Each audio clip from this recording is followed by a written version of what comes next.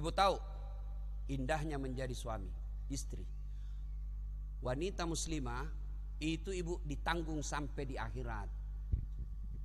Ibu ndak sholat di dunia, ibu ndak puasa Ramadan, ibu ndak pakai jilbab, tuh suamimu yang tanggung nanti di akhirat. Ditanya dia, kenapa bisa itu? Suami yang bertanggung jawab.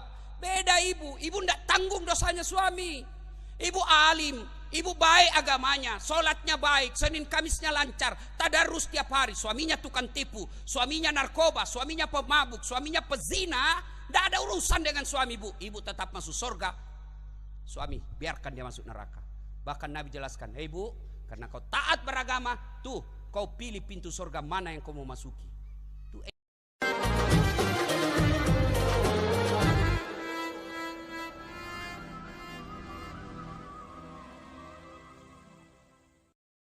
Ibu bapak saudara-saudara sekalian, malam ini kita memperingati Maulid. Saya keliling-keliling ceramah Maulid dari Sabang sampai Merauke. Tadi malam saya di Batam, besok lagi saya ke Medan, lanjut ke Aceh Tenggara, dan seterusnya sampai ke Korea, ke luar negeri, ke Eropa. Sama semua temanya, sama semua tema. Dengan hikmah Maulid kita mencontoh Nabi, dengan hikmah Maulid kita meneladani Nabi. Semua itu temanya. Masalahnya kemudian, bagaimana kau mau mencontoh Nabi kalau sejarahnya Nabi kau tidak tahu? Saya tanya ibu, halo ibu, berapa istrinya Nabi? Oh, pura-pura lagi tidak tahu. Ibu, orang kalau cerita poligami langsung stres. Woi, pura-pura tidak tahu. Berapa istrinya Nabi bu? Hah? Lebih baik kau bilang banyak. 11. Masya Allah. Saya tanya lagi, bu, siapa yang tahu nama anak pertamanya Nabi? Siapa? Coba, bagaimana kau mau contoh Nabi? Bapak-bapak, siapa yang tahu anak pertamanya Nabi? Siapa namanya? Fatimah. Beleng-beleng. Ayo, berapa anaknya Nabi? 3. Bingung mako dong kok. Gimana kau mencontoh Nabi? Sejarahnya saja Nabi kau tidak tahu. Maka inilah tujuannya Maulid. Salah satu tujuannya kita hadir datang ini, paling tidak setelah dengar ceramah kita tahu sejarah Nabi, lalu kita pulang ada otak kita di dalamnya. Oh begini Nabi tidur, oh begini Nabi sedekah, oh begini Nabi kepada istrinya. Paling tidak sejarah Nabi kita tahu, berdoa mudah-mudahan pulang itu kita amalkan dalam kehidupan sehari-hari. Ini ibu-ibu bagaimana anak kita mau tahu sejarah Nabi, ibunya saja tidak tahu. Ditanya sama anaknya, mak, kenapa tahun lahirnya Nabi disebut tahun gajah? Apa dia bilang mamanya? Karena bukan tahun kambing goblok. Ayo, ya balik tanya bapaknya, Pak, kenapa disebut tahun gajah? Apa dia bilang bapaknya? Kenapa kau saya tanya? Apa gunamu sekolah? Ayo, hei bu, hei anak muda, saya kasih hadiah yang tahu. Yuk, hoi, halo. Umur berapa Nabi menyelesaikan kasus penempelan batu Hajar Aswad di Mekah? Umur berapa? Berapa? Berapa?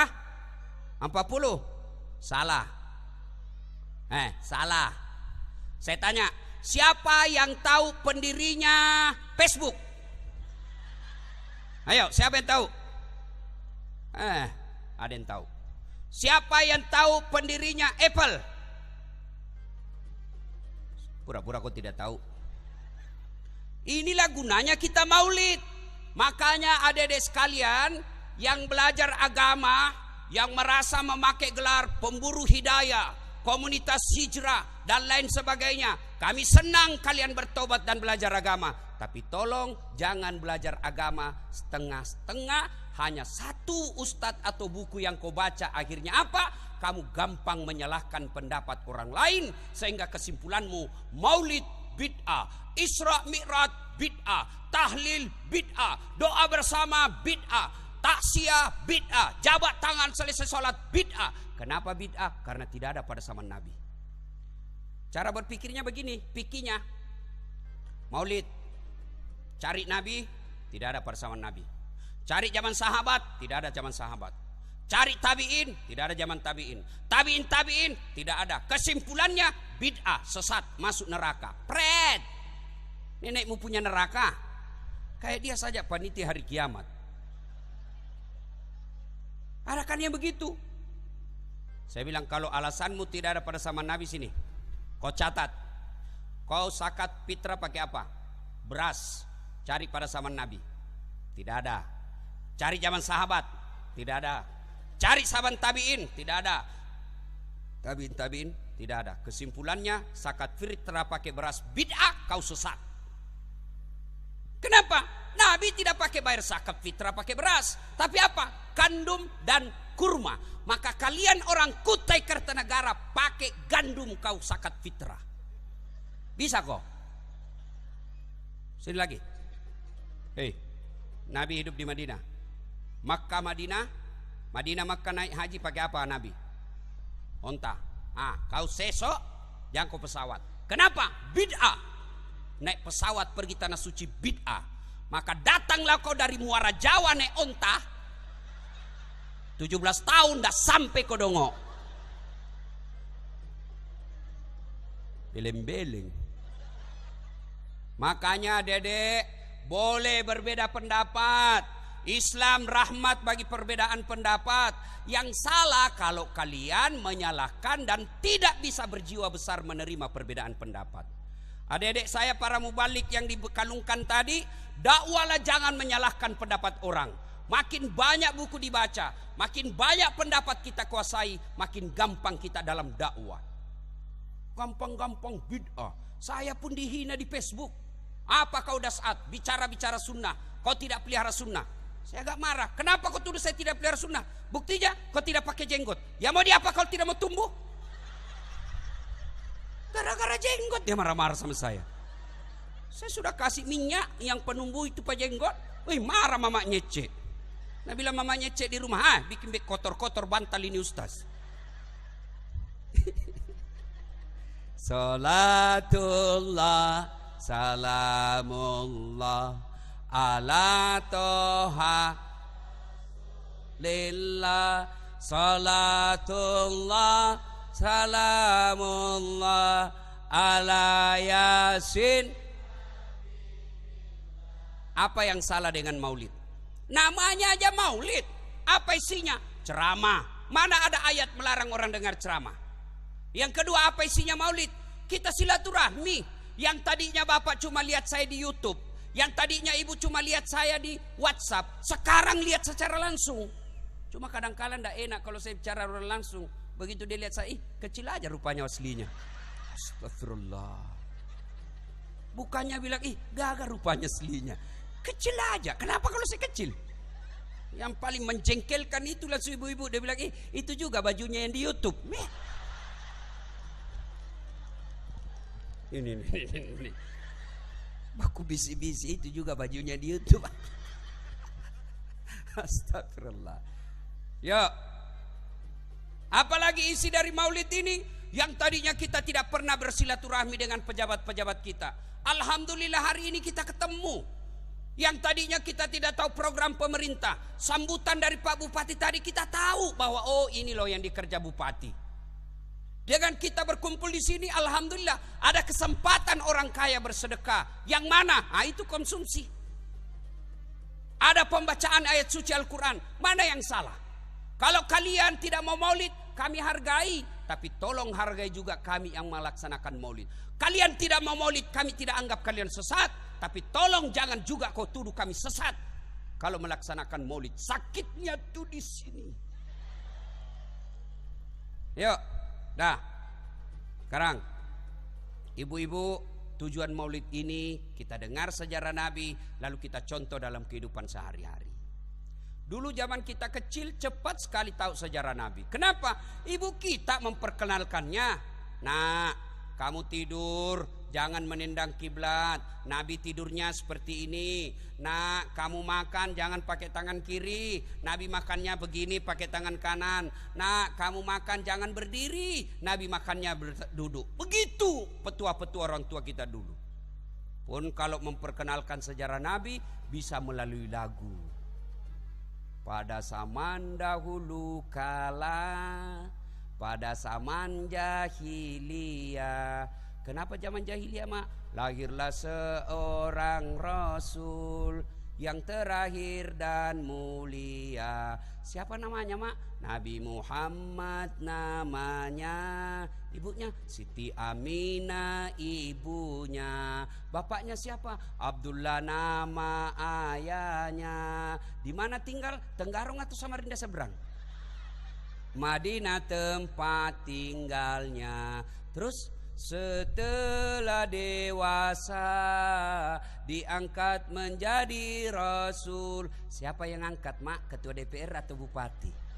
Oleh Allah yang kuasa. Allah itu siapa, Mak? Pencipta alam semesta. Itu lagunya ibu-ibu dulu. Nggak sarjana tuh, nggak ada majelis taklimnya. Masuk Isra Mi'raj, nyanyi lagi. 27 Rajab Nabi Muhammad diisrakan dari Masjidil Haram ke Masjidil Aqsa. Tuh, begitu anaknya mulai balik, anak gadisnya, dia kasih motivasi pakai jilbab sambil lagu. Jilbab, jilbab putih, lambang suci gagah perwira. Kenapa ketawa? Oh, salah sambung. Coba, itu ibu-ibu dulu, ndak sarjana, ndak ada majelis taklimnya. Sekarang ibu-ibu majelis taklim, 4 majelis taklimnya, 5 kali dengar ceramah 1 bulan. Tapi lagunya apa? Yo ayo, yo ayo, yo beleng-beleng.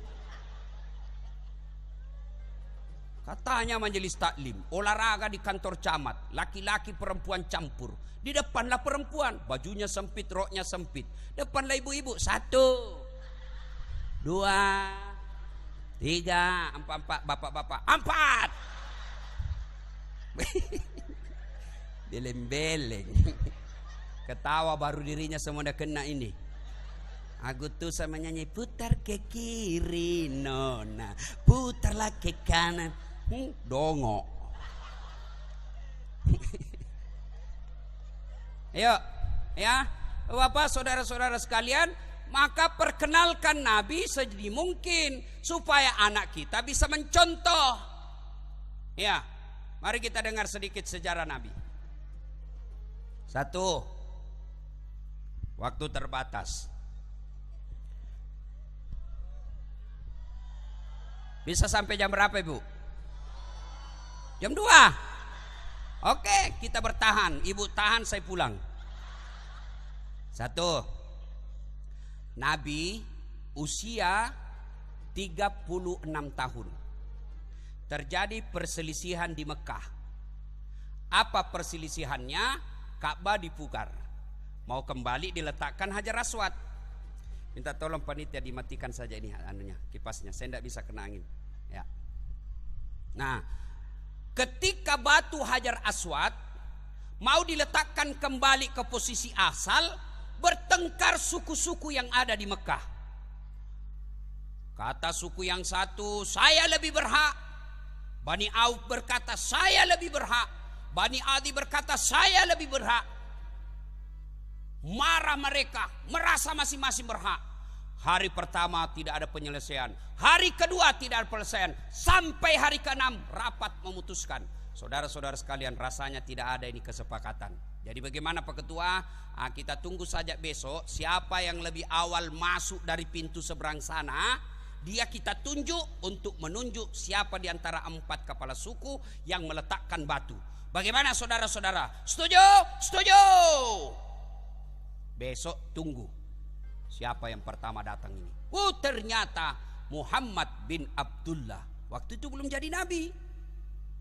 Wah, cocok kata Abu Jahal. Inilah orang yang paling dipercaya di Mekah, diberi gelar Al-Amin karena tidak pernah bohong. Muhammad, kami ini berselisih. Apa sebabnya? Ini.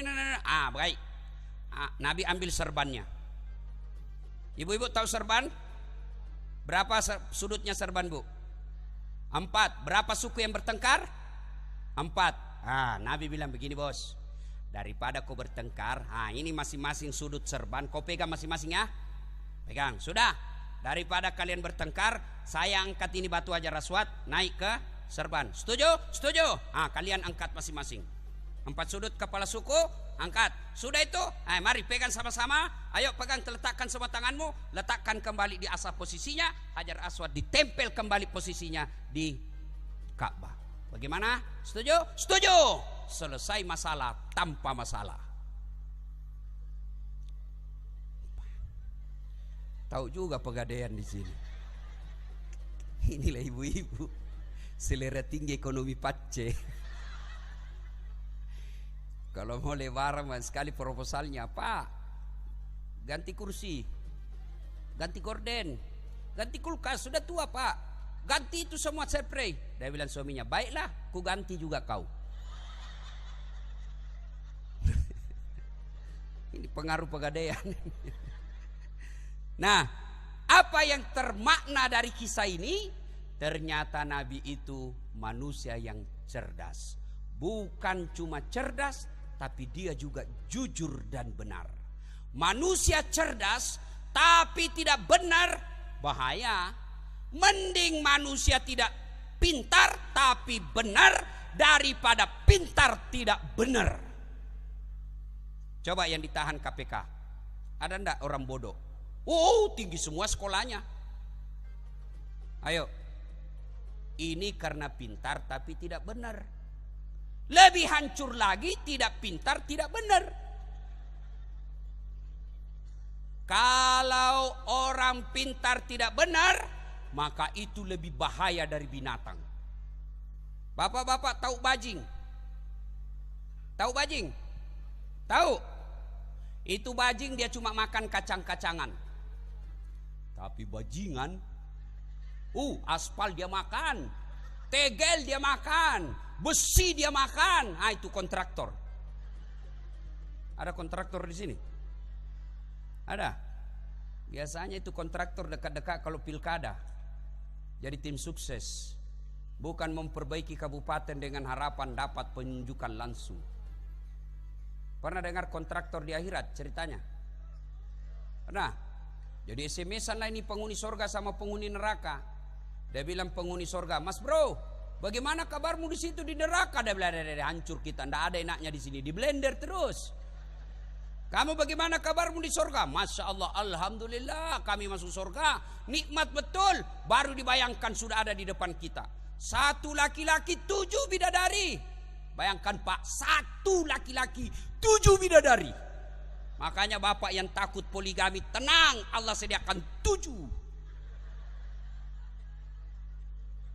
Dan itu bidadari perawan terus, tidak pernah kentut. Seperti istri kita di rumah 7 kali kentut 1 hari ya. Saya pernah selesai ceramah begini di Makassar, tiba-tiba ada ibu-ibu datang. Ustadz, betulkah itu 1 laki-laki 7 bidadari? Iya. Jadi suamiku juga iya kalau masuk surga. Dan sudah bilang, Ustadz, bolehkah saya berdoa? Mau doa apa?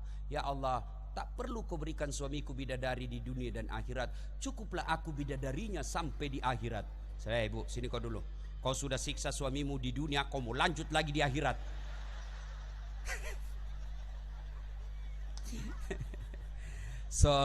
Salatullah mullah ala toha.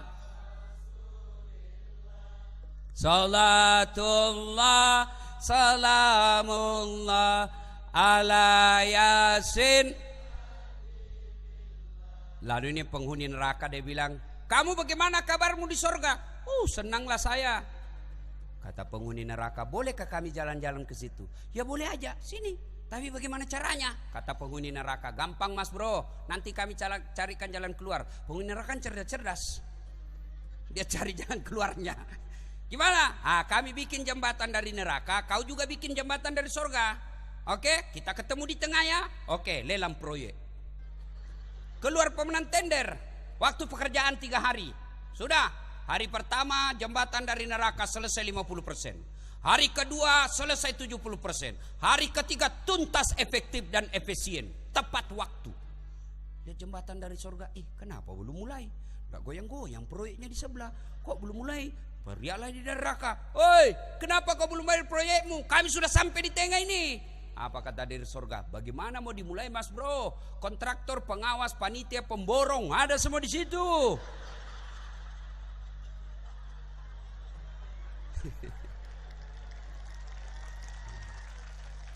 Di sini cuma penghafal Quran. Nggak tahu hitung-hitung kalkulator, salah semen dia. Ya, Bapak Ibu saudara-saudara sekalian. Ya. Nah, cinta kepada Rasulullah cerdas.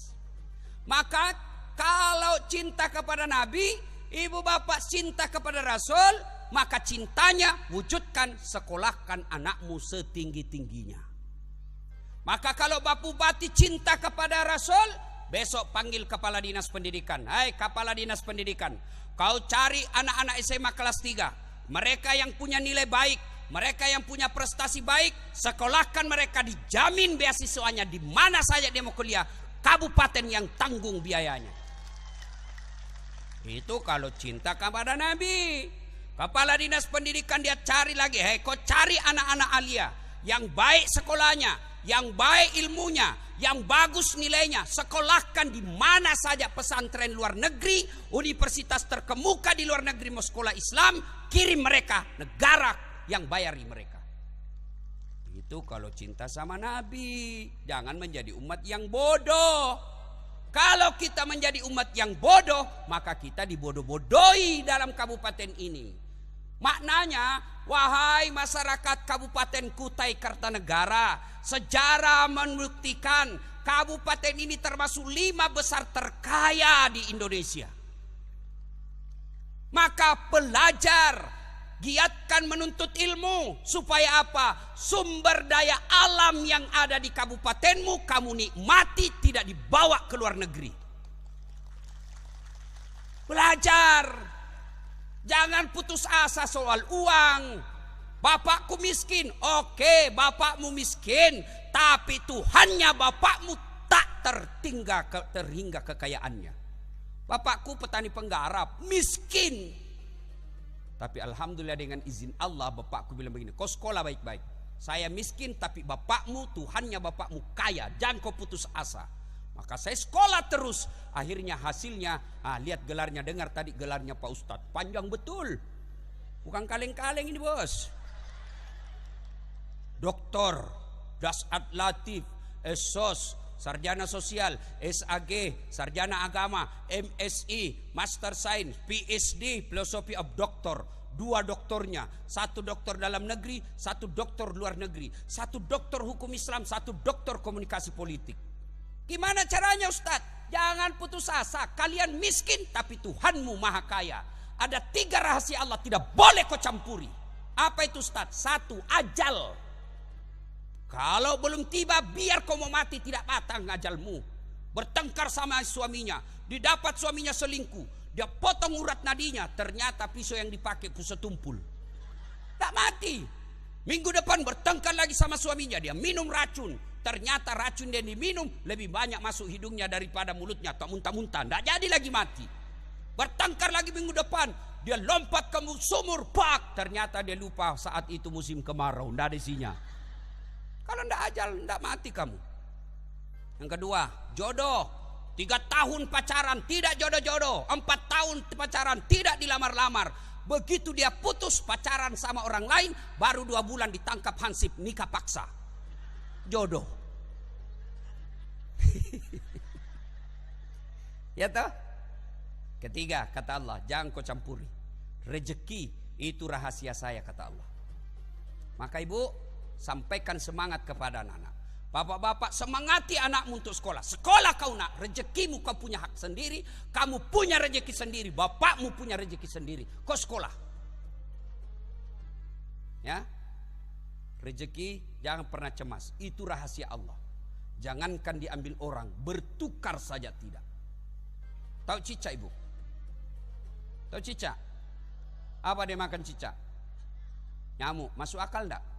Cicak cuma di dinding. Nyamuk terbang-terbang, cung cung cung cung. Di mana ketemu? Enggak ada terminalnya. Tapi lagu saya kecil, apa lagunya orang waktu kecil? Cicak-cicak di dinding, diam-diam merayap, datang seekor nyamuk. Nyamuk yang datang. Lagu tidak bilang cicak lompat ke nyamuk. Setengah mati cicak. Ya toh? Itu enaknya lagu-lagu dulu. Semua pendidikan. Ada pendidikan di dalamnya. Lagu-lagu saya waktu kecil. Yang kita senang lagunya Omai Rama. Mengapa minuman itu haram? Karena merusak kepikiran. Mengapa berzina juga haram? Karena itu cara binatang. Mengapa semua yang asik-asik itu diharamkan? Mengapa semua yang enak-enak juga diharamkan? Jawabannya itulah perangkap setan, umpannya ialah bermacam-macam kenikmatan. Dulu itu lagu tak dulu kecil-kecil kan begitu. Romai Rama katakan Tuhan itu satu. Mungkin Tuhan mulai bosan melihat tingkah kita yang selalu salah dan bangga dengan dosa-dosa, atau alam mulai enggan bersahabat dengan kita. Itu dulu lagunya bagus. Sekarang lagunya anak-anak milenial apa? Pulang-pulangku berbadan dua. Hancur kau cilaka. Salatullah salamullah ala toha rasulillah. Salatullah salamullah ala Yasin. Usia 40 tahun Nabi tiap malam ke Gua Hira. 17 Ramadan Nabi didatangi Jibril dalam bentuk manusia. Dipeluklah Nabi. Muhammad, ikra, baca. Nabi bilang, saya tidak tahu membaca. Peluk lagi, baca. Tidak tahu saya membaca. Peluk lagi, baca. Saya tidak tahu membaca. Dipeluk sekeras-kerasnya sampai Nabi sesak napas. Lalu Nabi mengikutinya. Ikra bismi rabbikal ladzi khalaq sampai ayat kelima. Selesai itu Nabi menggigil. Menggigil kedinginan. Pulanglah Nabi di rumahnya. Assalamualaikum warahmatullahi wabarakatuh. Istriku, saya dingin, menggigil. Saya kedinginan. Selimuti saya sayangku. Khadijah langsung berkata, sami'na wa ata'na. Saya dengar dan saya taati. Langsung diselimuti. 3 hari 3 malam tidak pulang. Pulang-pulang kedinginan minta selimut. Kalau ibu-ibu, hei, 3 hari 3 malam suamimu tidak pulang-pulang. Ditelepon tidak dijawab. Di WhatsApp di reject. Pulang bu. Kedinginan saya bu. Selimuti saya. Kau selimuti bu. Kau interogasi, dari mana kau? Sampai HP semua diperiksanya. Wa ilaha illallah. Maka kalau ibu cinta kepada Nabi, hilangkan sakwa sangka, hilangkan buruk sangka. Baik sangka sama suami, tenang hidupmu. Woi, 30 tahun suami istri tidak bisa bahagia Ustaz. Sumber penderitaanmu, kau tidak percaya kepada suamimu. Ditelepon suaminya tidak dijawab, langsung kasakusu. Pasti gara-gara reuni ini ketemu lagi tuh teman-temannya. Gimana kau tidak menderita? Coba kalau kau berbaik sangka, telepon tidak ada jawaban. Oh, suamiku lagi sholat duha. Tenang. Telepon lagi. Oh masih di masjid suamiku salat jamaah. Tenang. Sore lagi ada WhatsApp teman. Woi, so lihat suamimu bonceng cewek cantik betul. Sudah pulang ini. Oh, berarti suamiku lagi ngojek. Tenang perasaanmu. Untuk apa? Maka ibu-ibu, kalau kalian mau mencontoh Nabi, jangan pernah buruk sangka sama suami. Tenang perasaan.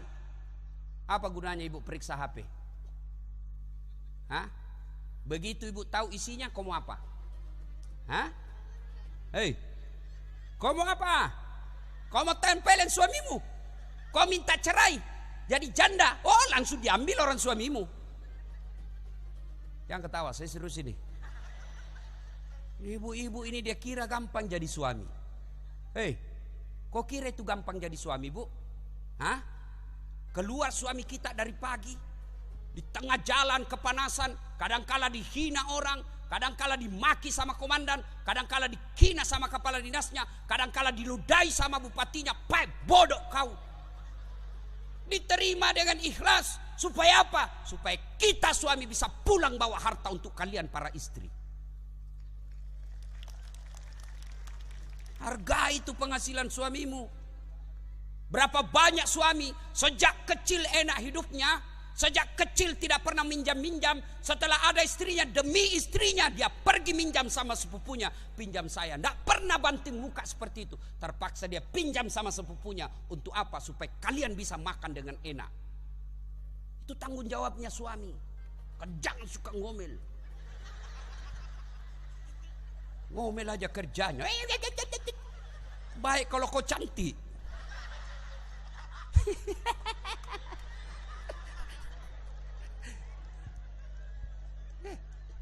Kita pulang keluar, dia cari kita. Di mana kau, Pak? Di mana kau? Di kantor. Tidak percaya? Di kantor. Bohong kau. Video call dulu. Lihat kau ini. Mana kita tidak stres? Di kantor dimarah-marahin bos, sampai di rumah ditunjuk-tunjuk sama istri. Apa enaknya kita jadi suami? Kita di warung kopi baru setengah jam kau telepon. Pulang kau, pulang kau. Sampai di rumah kau maki-maki kita. HP semua kau periksa. Bagaimana kita tidak serangan jantung? Ini semua kelakuannya ini semua. Enaklah itu kita perasaan laki-laki. Di kantor kita dimarah-marahi, di jalan kita setengah mati cari nafkah, berkeringat, berpeluh kesah. Kemudian kadang-kala kita dihina orang, tapi sampai di rumah istri kita muliakan kita. Sabar bang, memang begitulah jadi manusia. Kadang-kala kita dihina, tapi sabar bang, siapa sih abang ini? Manusia biasa, Nabi aja dihina, apalagi kita bang. Sabar bang, meskipun orang menghinamu, tapi engkau tetap menjadi Arjuna dalam rumah tanggaku. Tenang kita jadi suami. Hah? Datang suami langsung suruh duduk, belai-belai. Bila kamu di sisiku, hati rasa. Enak suami. Marah-marah suami, dia peluk dari belakang. Kotor rumahnya, marah suami, dia peluk lagi suaminya. Insaflah wahai manusia. Tenang kita suami. Ya ibu, coba amalkan itu. Jangan juga mentang-mentang suami sudah pensiun, tua, sakit-sakit, tidur kau usap-usap rambutnya sambil menyanyi. Bila Israel datang.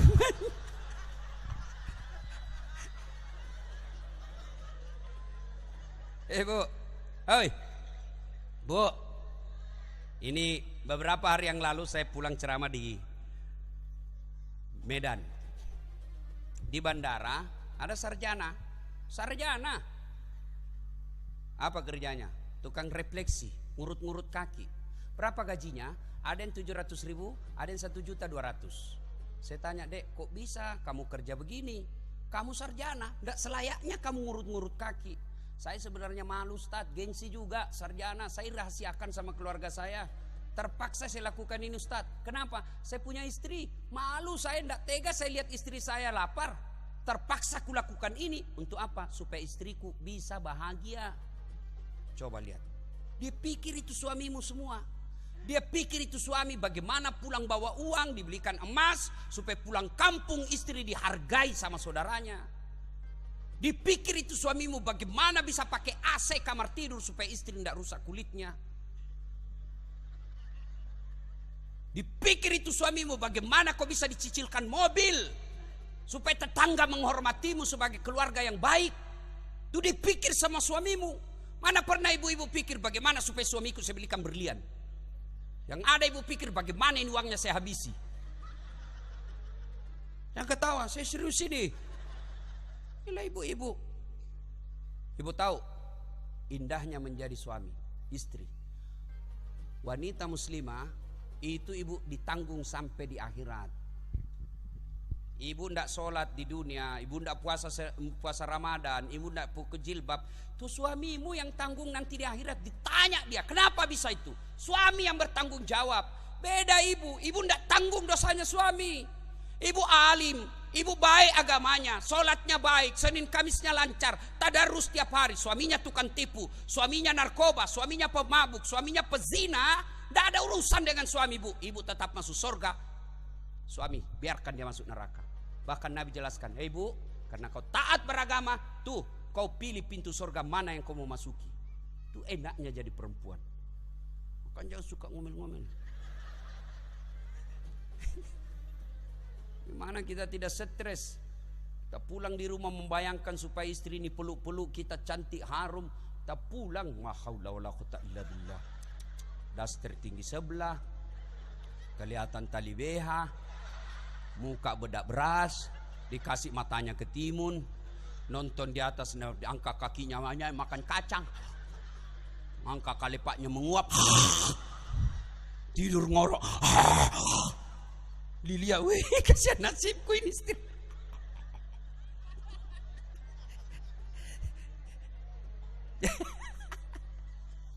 Bu ya, hei bu, itu Hadijah tidak pernah kasar sama istri suaminya.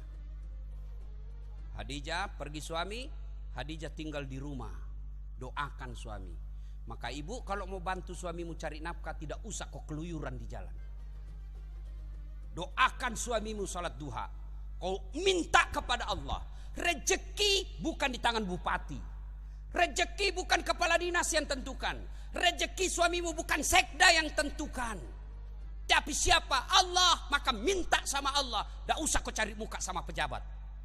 Ya pak, ya pak.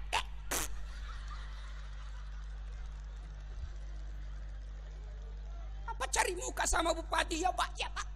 Bupati senang sama kamu. Kalau istrinya tidak senang, tidak jalan urusanmu. Apa yang cari muka sama manusia? Meminta dah kepada Allah. Caranya apa? Di sholat duha.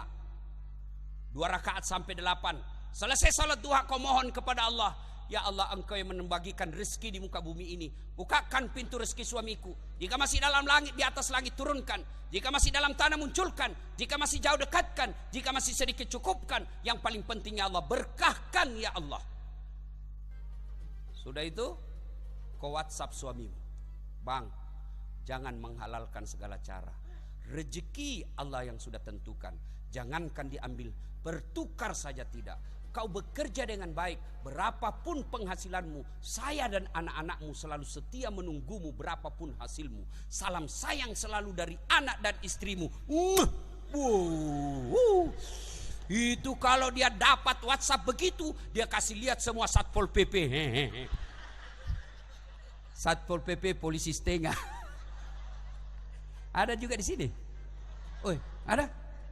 Oi, minta maaf Pak. Coba, luar biasa. Hei bu, hei, doalah bantu suami. Mulai besok ibu, selesai masa-masa, selesai urusan pagi, tuntas urusan dapur jam 9, ambil air wudu, sholat duha, minta pertolongan Allah supaya rezeki suamimu Allah bukakan. Saya tidak tahu berdoa Ustadz. Ya ibu tidak tahu kalau mau menghafal bahasa Arab. Ibu bukan orang Arab. Berdoa pakai bahasa Bugis boleh. Bahasa Kutai boleh. Bahasa Jawa monggo. Bahasa Inggris ya kalau kau tahu. Tidak harus bahasa Arab. Daripada ibu bahasa Arab, bingung malaikat. Apa maksudnya ini ibu? Lain di mulut dan di bibir, lain pula di hatinya. Dia bilang malaikat, ibu apa maksudmu itu? Doa ya, kau mau minta supaya suruh gigi suamimu lancar, nah kau minta hujan itu. Kebetulan doa yang dihafal doa penurun hujan. Jelas ibu? Ya. Sholat duha, bantu suami dengan apa? Sholat duha. Minta kepada Allah.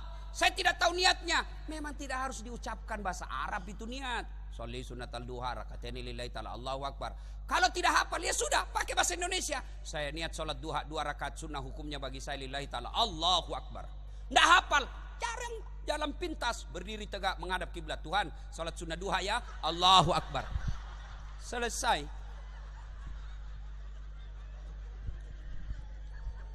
Salatullah amullah ala toha. Salatullah salamullah ala yasin. Nah, Bu, cinta kepada Nabi, jadilah istri yang soleha. Saya doakan ibu-ibu semua mampu amalkan besok. Pak, mau punya istri seperti istri Nabi? Angkat tangan, coba mau. Bagaimana kau mau punya istri seperti istri Nabi, nah kau bajingan. Tenang ibu, saya bela kau ini malam. Hei, mau tahu sifat Nabi? Dengar. Nabi pulang dari ceramah lah kalau kita sekarang. Sampai di rumah, beliau ketuk pintu. Assalamualaikum ya Khumairah. Aisyah. Tidak ada jawaban. Assalamualaikum ya Khumairah. Tidak ada jawaban. Sampai 3 kali tidak ada jawaban. Nabi tidur pula sini istriku. Akhirnya apa? Nabi ambil serbannya, beliau serban memparkan di depan pintu, beliau tertidur beralaskan serban. Manusia mulia, kekasih Allah yang dicintai oleh Allah, tidur beralaskan serban, rela kedinginan. Kenapa? Tidak mau mengganggu istrinya yang lagi pulas tidurnya. Bangun istrinya, apakah Nabi mengamuk? Tidak. Nabi mengambil tangan istrinya lalu berkata, adindaku sayang, maafkan saya karena saya terlambat pulang tadi malam sehingga saya tidak bisa memberikan kehangatan dalam tidurmu.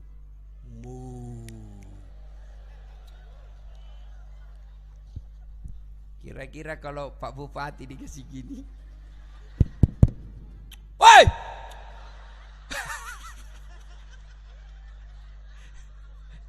coba, Masya Allah. Nabi minta maaf.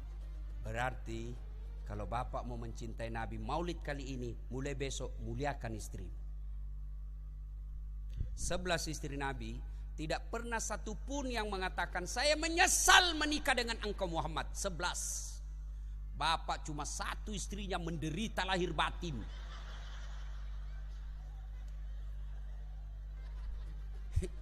Ustaz, saya sudah 50 tahun ini tidak pernah bahagia.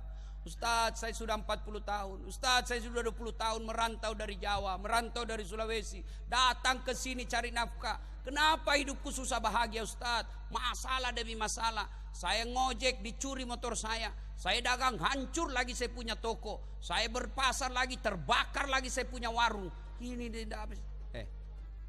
Bagaimana penghormatanmu kepada istrimu selama ini? Oh, itu dia, Ustaz. Sudah, tidak usah banyak bicara. Itu sebabnya. Masih ingat waktu menikah, Pak? Apa yang Bapak ikrarkan ketika ijab kabul? Saudara Dasat Latif, saya nikahkan engkau dengan anak gadisku Naura Siddiqia Nasrun dengan mahar seperangkat alat sholat tunai karena Allah. Siapa yang Bapak jadikan jaminan? Siapa yang Bapak jadikan garansi? Allah. Berarti ketika garansi itu Bapak salah gunakan, Allah akan marah karena Bapak menyalahgunakan namanya Allah. Wajar 30 tahun Anda mencari nafkah tidak bisa sukses. Kenapa? Kau tipu istrimu. Alasan rapat ternyata pergi merapat. Kalau istrinya minta uang, ndak ada. Sekalinya teman selingkuhnya, tunggu deh SMS banking.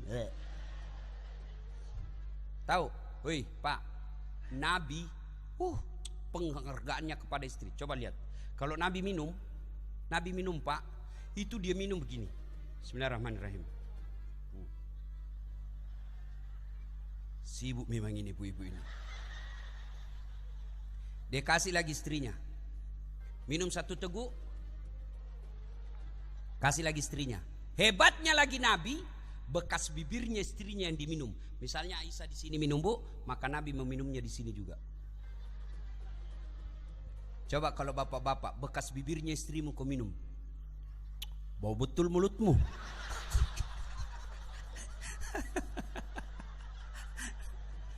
Coba, itulah Rasulullah. Bayangkan. Satu kali Nabi pulang, kebiasaan Nabi dengan Aisyah, minum satu teguk, kasih istrinya. Minum lagi, kasih lagi istrinya. Pada hari itu, Nabi minum, tidak dikasihnya istrinya. Aisyah mulai curiga, kenapa ditunggu-tunggu? Kenapa tidak dikasih? Kasih, tidak diminum, minum terus Nabi. Sampai ketiga kalinya, Aisyah lalu berkata, ya Rasulullah, adakah wanita lain di hatimu? Lalu Nabi memberinya. Begitu diminum Aisyah, ternyata apa? Aisyah salah memberi. Dia kira gula padahal garam. Nabi tahan tidak mau. Kenapa? Nabi tidak mau kalau Aisyah tahu, nanti Aisyah malu karena salah resep. Coba kalau bapak minum, memang kau goblok ini dongok, si gendut.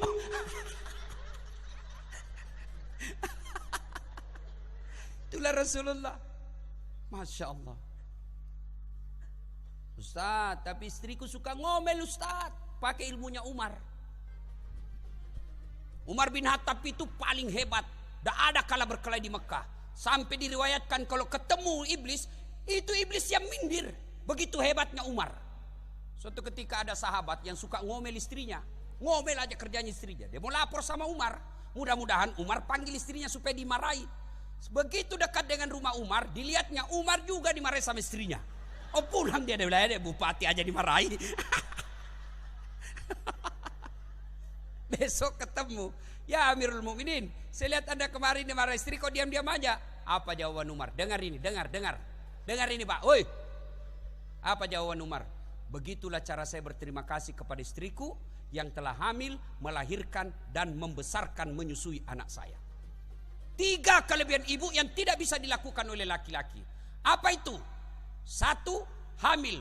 2, melahirkan. 3, menyusui. Makanya ketika Nabi ditanya, ya Rasulullah, setelah Allah dan Rasulnya, siapa yang saya muliakan ya Rasul? Ibumu. Setelah itu siapa ya Rasul? Ibumu. Setelah itu siapa? Ibumu. Setelah itu bapakmu. 1 bapak, 3 ibu. Kenapa kau marah? Sudah betul. 1 bapak, 3 ibu. 3 ibu, 1 bapak. Betul. Ibu-ibu, betul. Ini ibu kalau orang cerita poligami. Ibu, mau gampang masuk surga? Mau? Suruh suamimu kawin lagi. Dia bilang banyak jalan menuju surga. Memang banyak tapi macet. Ini jalur tol. Dia bilang sakit hati Ustaz. Ya memang sakit hati karena hadiahnya surga. Kalau tidak sakit hati harganya kipas angin. Coba Rasulullah, Umar berkata, begitulah cara saya berterima kasih kepada istriku yang telah hamil. Ibu-ibu masih ingat waktu hamil? Ada enggak ibu-ibu hamil tengkurap? Berapa lama ibu tidak tengkurap? 9 bulan 3 hari tidak tengkurap. 9 bulan. Bapak 1 bulan tidak tengkurap, pusing. Jangan ketawa anak muda, ini urusan orang tua.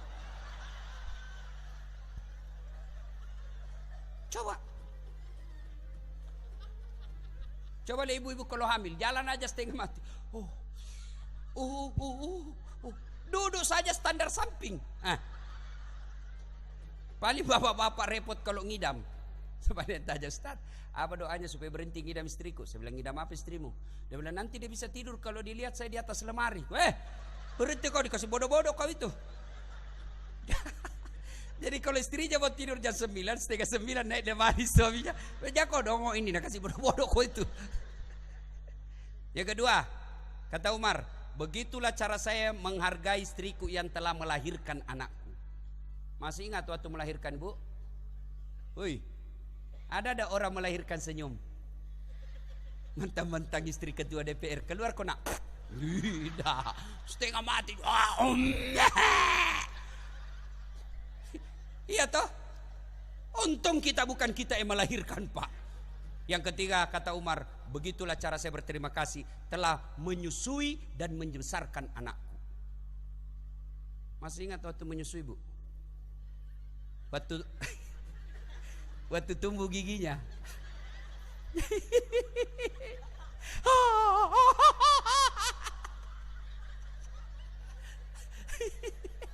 Membayangkan diri sendiri.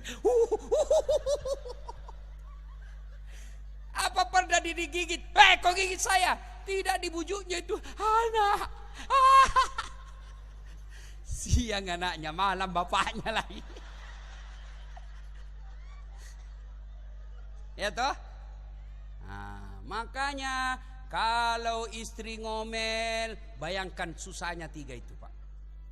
Saya pernah pulang ceramah, tiba-tiba mamanya cek WhatsApp. Ustaz, habis pembalut. Aduh, mati. Dikenal seorang mati selesai ini. Begitu saya tinggal di warung, saya berdoa mudah-mudahan tidak ada yang kenal saya. Saya bayar di kasir, tiba-tiba ada ibu-ibu majelis taklim. Pak Ustadz, beli pembalut. Langsung saya lihat mukanya, langsung saya bilang, daripada saya melahirkan. Tenang perasaan, Pak, jangan merasa hina. Baca deh itu Al-Barasanji. Baca itu Al-Barasanji. Nabi manusia mulia, kekasih Allah, tidak diciptakan langit dan isinya kecuali persembahan Allah kepada Rasulullah Muhammad SAW. Tidak dibuka pintu surga sebelum Nabi sudah masuk ke dalamnya. Nabi manusia mulia. Apa Nabi merasa hina membantu suami istrinya? Baca Al-Barasanji. Nabi yang membersihkan tempat tidurnya, Nabi yang tambal bajunya ketika robek, Nabi yang siapkan pakaiannya, Nabi yang menyediakan sarapannya. Itu Nabi manusia mulia. Apalagi kalian yang cuma security. Baru banyak hafal ayat 1. Pemuda hijrah tidak mau lagi bantu istrinya. Bicaranya, mentang-mentang hijrah, bahasanya bahasa Arab terus. Afwan, jazakallah, kaifa haluk ya ukhti. Jawab, begitu disuruh cuci piring, gengsi dong, saya sudah hijrah, masa cuci piring? Rasulullah tidak mau seperti itu. Jadi kalau ibu sakit hati, bapak sakit hati sama istri, bayangkan 3 hal itu. Istriku suka ngomel, Ustadz. Rumus menghadapi perempuan yang suka ngomel 1 aja, apa? Diam. Diam. Tidak usah kau jelaskan. Biar kau jelaskan, tidak masuk di otaknya. Itu perempuan. Karena bukan otaknya bicara, perasaannya. Diam. Kalau perlu kau makan obat tidur. Selesai urusan. Biar kau jelaskan 1, muncul pertanyaan 2. Apalagi kalau dia sudah bilang pokoknya, diam saja Pak. Jelaskan 1, muncul pertanyaan 2. Jelaskan pertanyaan 2, muncul pertanyaan 3. Selesai semua, dia ungkit lagi SMS 4 tahun yang lalu. Itu SMS-mu, sudah clear dulu itu 4 tahun. Dia ungkap lagi. Ini. Diam aja Pak. Tidak ada kala itu rumus menghadapi perempuan, sabar, diam. Kita juga jangan suka ngomel. Tidak ada orang betah itu orang suka ngomel-ngomel. Ada ibu-ibu pernah di Makassar curhat. Dia bilang, Ustaz, kenapa itu suamiku tidak betah tinggal di rumah? Saya takut dia tersinggung. Saya ceritakanlah, Bu, ada orang suami istri-istrinya suka ngomel aja kerjanya. Suatu ketika suaminya dapat rezeki. Dia pikir bagaimana ini supaya istriku berhenti ngomel. Dia bawalah ke toko perhiasan, dibelikan perhiasan. Senanglah istrinya ini. Suaminya berpikir, saya bawa kemana ini ya? Dia ingat di kampungnya ada sumur tua, usianya sudah 400 tahun, dalamnya 17 meter. Sampailah di sumur situ. Bu, kau lihat itu sumur, ada enggak isinya? Ada bang, dangkal. Isinya paling sampai lutut. Dalam suaminya, aman. Dekat-dekat istrinya, dia dorong masuk sumur. Woi bang, kenapa? Ngomel kau di situ. Nggak ku dengar juga, ngomel kau saja di situ. 1 jam kemudian tiba-tiba dari dalam sumur ada makhluk keluar tinggi hitam besar. Kaget suaminya. Hei, siapa kamu? Dia bilang, sayalah jin penunggu sumur di sini. Saya sudah 400 tahun tenang-tenang di dalam sumur. Ada perempuan baru 1 jam ngomel aja kerjanya. Lebih saya lari, tidak tahan saya dengarin. Lari itu jin. 400 tahun tidak tahan, apalagi istrinya sudah pensiun. Makanya jangan suka ngomel, tidak ada yang tahan. Ya, ibu bapak, saudara-saudara sekalian, mencontoh Rasulullah memulai dari rumah tangga. Jadi istri yang baik, jadi suami yang baik. Berikutnya, kalau kita cinta kepada Rasulullah, minimal ada 3 caranya. 1, amalkan sunnah-sunnahnya. Yang gampang-gampang saja. Mulai besok jangan pernah keluar rumah kecuali ada wudhu. Itu aja dulu yang gampang. Mau kemana-mana saja ada wudhu. Mau pergi ceramah wudhu, mau pergi sekolah wudhu, mau pergi kantor wudhu, mau pergi pasar wudhu, mau pergi bawa mobil nge-grab wudhu. Insya Allah sepanjang jalanmu dinilai jihad fisabilillah. Itu aja dulu.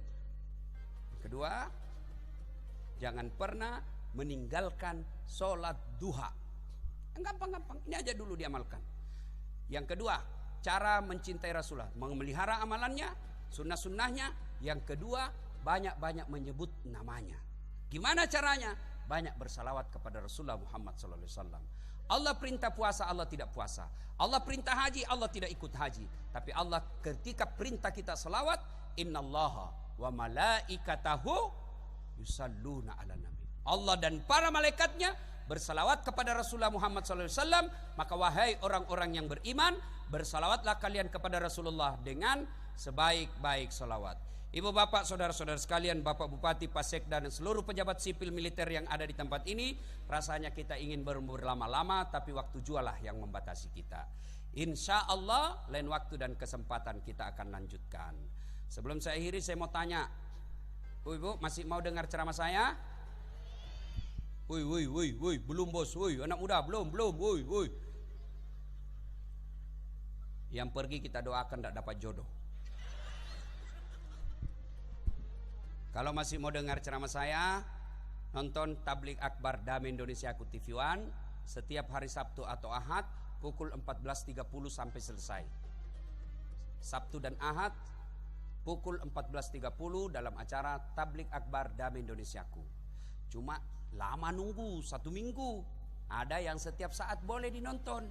Gimana caranya Ustadz? Ambil HP, buka aplikasi YouTube. Tulis nama saya Dasat Latif. Dasat Latif. Keluarlah ceramah saya yang lebih 1000-an itu. Sudah itu nonton, jangan lupa kasih tanda begini. Ya. Like. Sudah itu kasih subbreaker.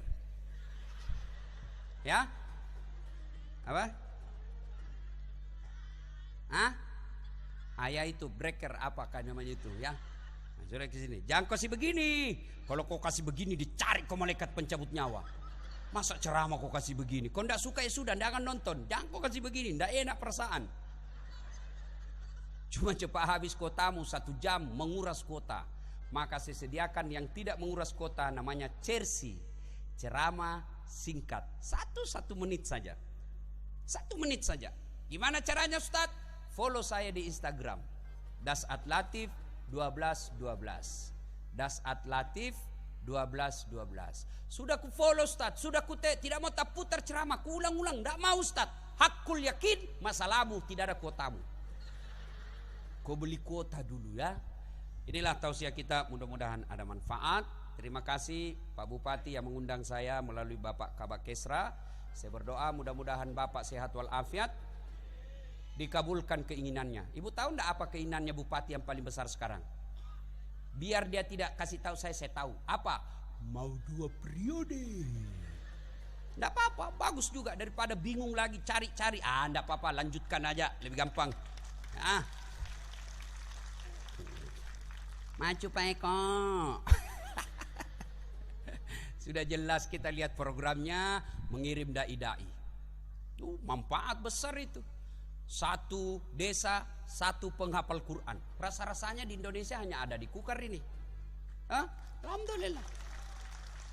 Alhamdulillah Pak. Ya, daripada bingung mati ini program. Sudahlah, lanjut saja. Alhamdulillah. Mendatangkan beberapa mubalik. Banyak pejabat mendatangkan artis.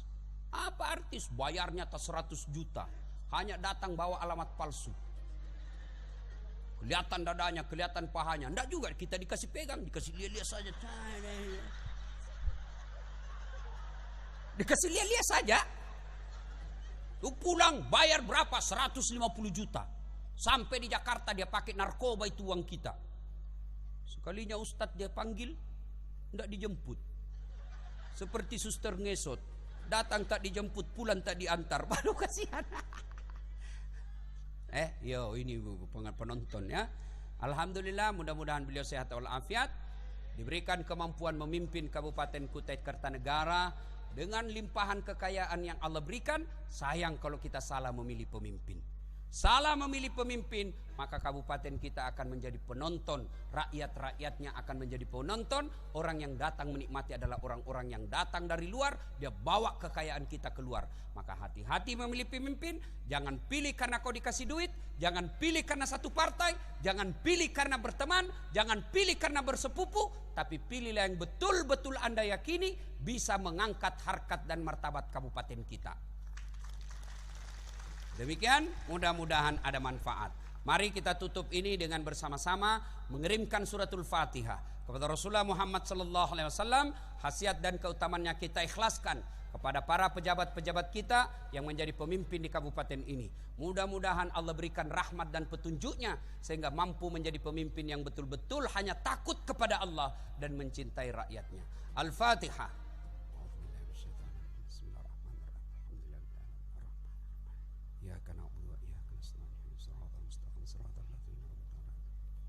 Amin. A'udzu billahi minasyaitonir rajim. Bismillahirrahmanirrahim. Allahumma shalli ala sayidina Muhammad wa ala ali sayidina Muhammad. Alhamdulillahi rabbil alamin. Arrahmanir rahim. Maliki yaumiddin. Iyyaka na'budu wa iyyaka nasta'in.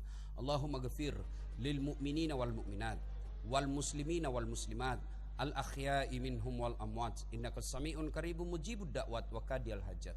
Ya Allah, Zat yang Maha membalas. Balaslah segala kebaikan orang-orang yang telah mewakafkan waktu, harta dan ilmunya untuk acara ini.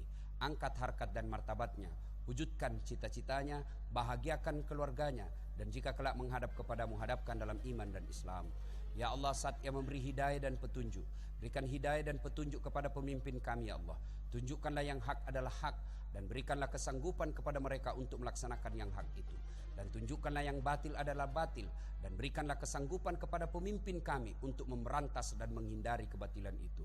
Ya Allah, ya Rabbi, ya Karim, Engkau yang memberi hidayah, berikanlah hidayah kepada kami ya Allah. Berikanlah petunjuk kepada kami ya Allah. Jadikanlah langkah-langkah kami datang di tempat ini memperberat amal-amal timbangan kami di akhirat kelak ya Allah. Dan yang lebih penting ya Allah, ilmu yang kami dapatkan hari ini, berikan kami kesanggupan dan kemampuan untuk mengamalkan dalam kehidupan kami sehari-hari. Ya Allah, jadikan pula acara ini wujud kecintaan kami kepada Rasul Muhammad SAW sebagai kecintaan kami kepada Muhammad SAW. Lalu jadikanlah kecintaan kami ini menjadi asbab kami dikubulkan di akhirat kelak, masuk ke dalam surga.